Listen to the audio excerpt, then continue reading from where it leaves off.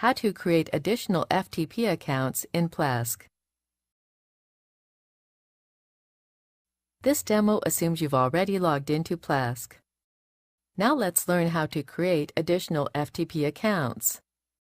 Click the FTP Access option for this domain.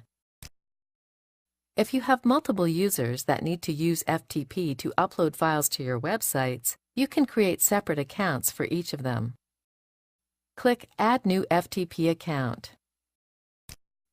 Enter an FTP account name for this new account. You can also set the home directory here if you want to restrict this user to a certain directory. Enter and confirm a password. When ready, click OK. That's it. The new FTP account has been created. To delete an FTP account, simply select it and click Remove. This is the end of the tutorial. You now know how to create additional FTP accounts in Plesk.